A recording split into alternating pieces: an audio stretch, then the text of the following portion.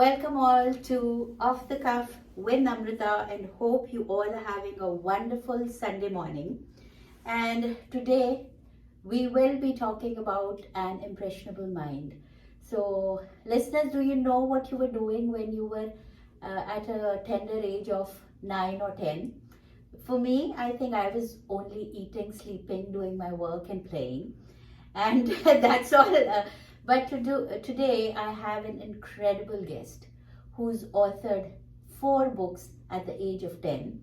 And I read a quote here that said, "In our relationship with children and young people, we are not dealing with mechanical devices that can be quickly repaired, but with living beings who are impressionable, volatile, sensitive, afraid, affectionate, and to deal with them, we have to have great understanding, the strength of patience and love." And that's what I see in today's family and in my guest today. So I would like to welcome Skyler to Off the Cuff. Skyler, welcome. Thank you for having me here. It's my pleasure. And along with her, I have her mom, Payel. So welcome, Payel, to Off the Cuff. Hi, Namrita. Thank you for having us. Absolutely, my pleasure. So, Skyler, before starting with the question, I'll just tell a little bit about Sky. You also call Sky, So, Sky is now just turned 10, co-authored 4 children's books with her mom and dad, Payel and Joe Farasat. Yes. Sky has been meditating with her parents since she was a baby. She shares her simple yet powerful techniques of staying mindful and grounded while forming her space in the family and finding her place in the world. So, Skylar, I'm already so fascinated by your journey. So, tell me, how did you develop an interest in reading, and was it like instinctive at a very young age, or when did you start? Yeah, it was very instinctive. I've always loved reading and writing and making my own little books. And when I was in 2nd grade, I made a little book about a squirrel. So yeah. Oh, you did in 2nd grade. So wonderful. And when did you think of publishing a book and maybe making your stories reach out to other people also? Yeah, from what I understand from what you're saying, we definitely wanted to let our message out in the world and just create these books for other people to also enjoy. And yeah. It was during the pandemic, right? Yeah. So you want to share that? Yeah, so it was during the pandemic.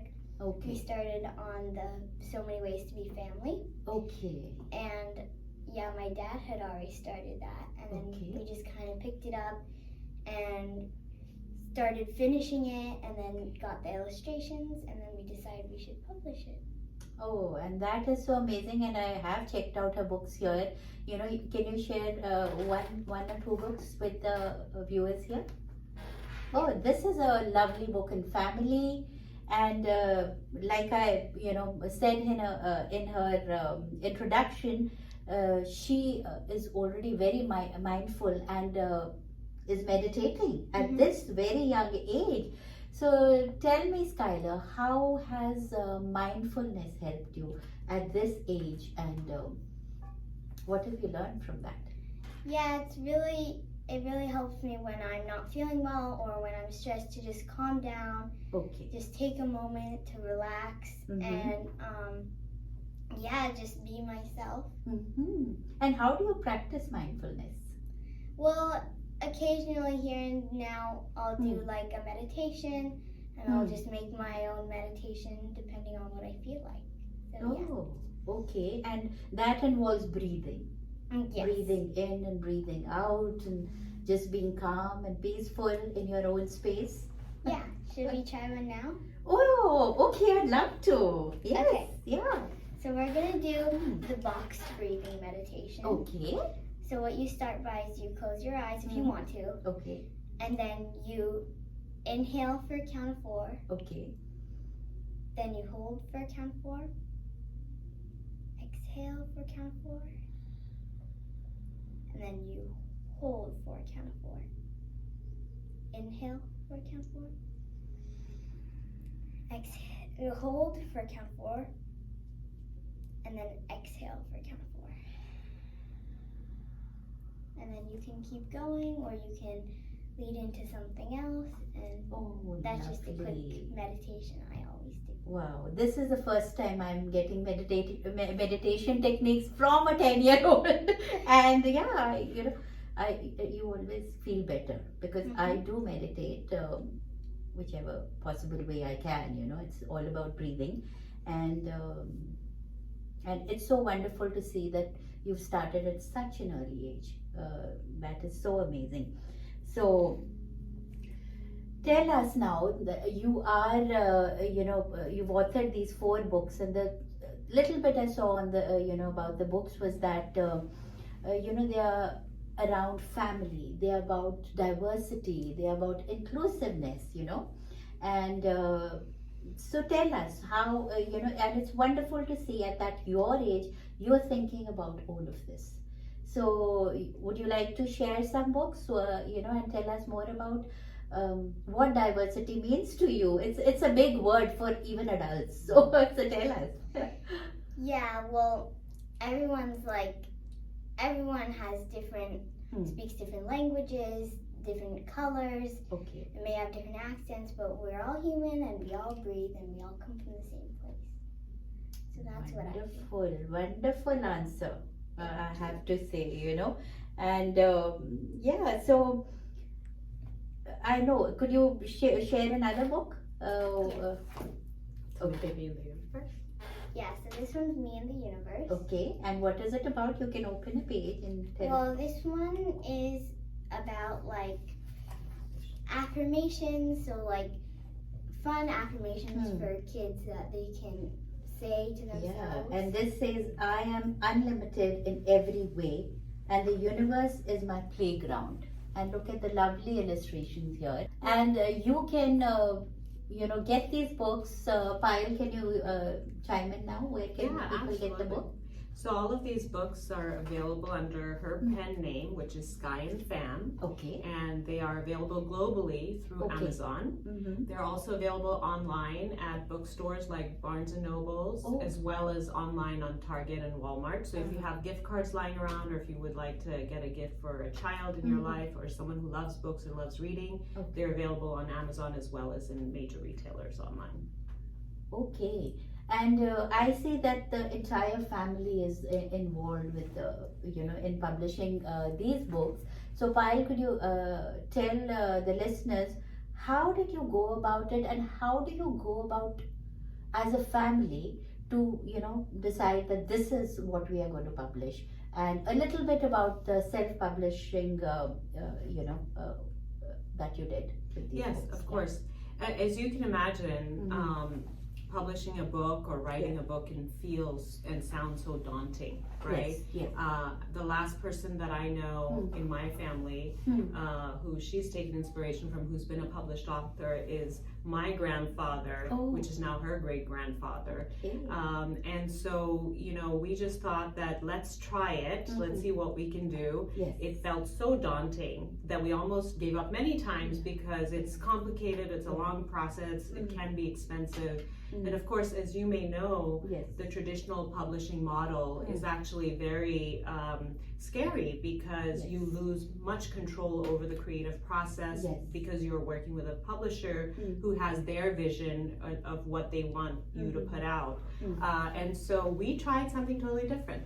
We walked away from the traditional publishing model and did self-publishing. And now technology these days is so amazing that any family out there that wants to sit down with their children or child and author a book and publish it is able to do so, and do so fairly easily and fairly cheap, in a cost-effective manner, thanks to technology and the fact that we have access to publishing tools these days.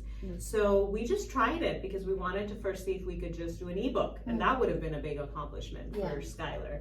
And once we did the ebook, we realized, well, a few more steps and we can have actual physical physical books, and then Yeah. a few more steps we can have it into Barnes and Noble. So one thing led to another, and it ended up being what it is now, which is an idea, crazy idea that started in the pandemic of finishing So Many Ways to Be Family, which is a book that her dad, Joe, had thought of many years ago and put away. You know, you have an idea, you start it and you put it aside because life gets really busy.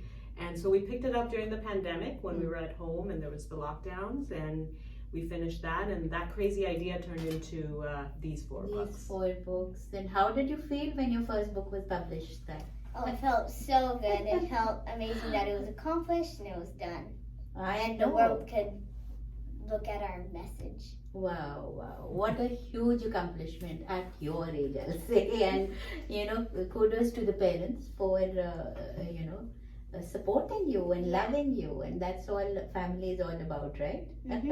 Yeah, and such lovely messages in these books. And I won't say these are children's books alone, these are family books, I'll say, because even adults can learn a lot from these books. So I'll urge everybody to, like Payel said, buy them from anywhere, and the website is skyfambooks.com, right? Yeah, and you can go there and get in touch with them.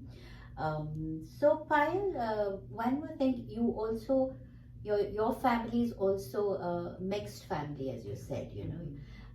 So tell me, like, how important has mindfulness and meditation, you know, how important is it in your family?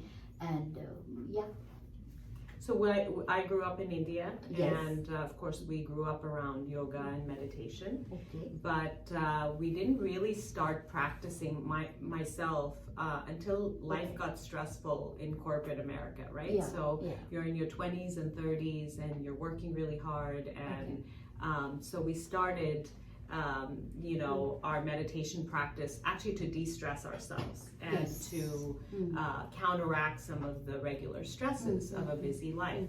And so when I was pregnant with Skyler, we had an Ayurvedic doctor, Dr. Riddhi, who's still a friend of ours.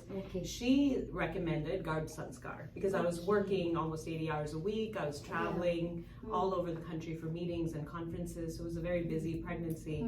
And so she said at night, just calm yourself and listen to Garb Sanskar. So that was my 9-10 month routine with Skyler. So it all started really with de-stressing for myself as an adult, and then doing Garb Sanskar to calm her down at the end of the night while she was in utero. And then of course when she came out, she was already into meditation. She could sit down, and we did Sahaja yoga with her, where we would just have her hands, palms facing up on her knees, close your eyes and sit by a tree or in the backyard or anywhere and take a few mindful moments. And she can do that, and I noticed that, wow, she does this really easily. It's very easy for her to be mindful. And so then she started creating her own meditations, and that was fascinating. So it's really been a part of our lives, but it's become very important in certain times, like when you're having a child, and like when you're also very busy and very stressed and need it. So you talked about Garb Sanskar. So is it like a chant, or is it like a breathing technique? It's actually a beautiful, it's a set of CDs, and this is back, I'm sure there's a different format now for listening, but I had CDs, and Amitabh Bachchan actually does the voiceover, and he says the mantras in his beautiful voice. And it's amazing. I'm getting chills just talking about it because it is a very spiritually calming mantras in his voice, and they are ancient mantras, and it's his voice in which they're delivered. And we had CDs of it. I'm sure they're available now in many formats, but it's specifically for when you're pregnant, and you because listen it's to called it. Garb Sanskar. So I only recently heard about it. There was a debate going on in India about it. You know, some politician said something, but anyway, that takes it, you know, somewhere else. But what I think is that mindfulness and meditation is all about health routine. It's nothing about religion. It's spiritual, right? Skyler just agreed with me. So why do you think it's more, it's not religious, or it's more like for your own self? Can you just elaborate? I would say a lot of people can relate to it, and a lot of people can do it without feeling out of place. Wow. Can I hug you? Oh my god, I am just blown away with the knowledge I'm getting from a 10-year-old. This is really so lovely, Skyler, you know. Yeah, my kids are going to get angry with me. Mom, you were just eating tacos and stuff. My cravings and not doing. So anyway, but yeah. So I think eat this tacos is- too. Okay. So don't worry. I ate tacos and had cravings and ate all sorts of junk. Yeah, I guess all we can do is just put the right values, or whichever way you think, or thoughts in our kids' minds, and just hope that they turn out to be Yes. wonderful human beings. Yes. Irrespective of race, caste, creed, religion, and that's what I'm seeing in this young girl. So coming back to you, Skyler, you are still in elementary school, right? So tell me how a day in your life looks like as an elementary kid. What are your favorite subjects? A little bit about how you look at your friendships, because you're going to be in 5th grade now, which is, you're growing up. So a little bit on that. Yeah, so my school is a Waldorf school, so Okay. we don't have textbooks, but we make our own books. So that's how we learn. Oh. We actually do it, and the teachers teach us how to make our own stuff. And we have a little farm in our school, and I love all the animals that are on there. Okay. And so it's very different, but my friends are awesome. Oh, okay. And they're actually mentioned in the family book. Okay. Oh, really? Okay. Yeah. The beginning. Her school and her farm is actually in the family book. So it's on this all your page. friends are there, and you're Yep. okay.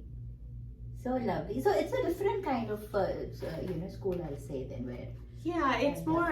They teach all the regular things. pedagogical, you said, was Yeah, type a of little bit learning. about inner work. There's a Okay. little bit about feeling, teaching the kids a sense of love for learning instead of having to learn, Okay. enjoying learning, learning by doing, hands-on, experiencing learning. And so they actually come home at the end of every year with their textbooks that they have made versus learning from books that other people have created. Oh. And so it's a very different spin, and it actually started after World War One, Oh. after war. So it's really in rebuttal to war and how children after war need to regain their sense of self-love and love for the world and their innocence back. Oh. And they need to feel safe again. And so this education is all about feeling safe, loving, live life, loving, learning, and being able to create something with your hands.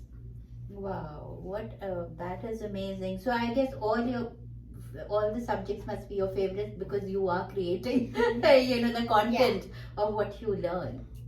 Yeah, I hope a lot of other schools learn from this kind of teaching method, because there's so much of competition, and there's a race of scores that is like very, very hard on the kids, I'll say, when they're growing. And we coming from the country we come from, where it was more like rote method. You learn and give an exam, and that's about it. I don't remember what I learned in elementary. Who remembers that? And so that is so wonderful. I think time is running out, Sky. You can't imagine how much I enjoyed this talk with you. Thank you for coming all the way to Bolly Studio. And anything else? Any last words you'd like to, tell kids your age or adults? Yeah, just keep believing in yourself, keep going, adventure. Yeah. So lovely. Payel, anything you can tell the parents? I would say that the people that we meet in our lives, it's not a coincidence. They bring us different stories, different knowledge, and it's not a coincidence. So we're not here as a coincidence, and Dr. Vidhi didn't come to our life as a coincidence. And so, yeah, I think it's amazing to be here and share our story with you, and hopefully many of the families out there who've wanted to publish a book together with their children or by themselves will take it on and know that if we can do it, they can do it, and we look forward to many more conversations. Absolutely, I'm going to follow you now, Skyler. So I know what you're doing, and so all the best and best wishes for 5th grade. You're going to be a big kid in the school now. So thank you, Payel. Thank you for coming on Off the Cuff. Listeners, I hope you got something out of this interview. I did. So take care. Have a wonderful week ahead.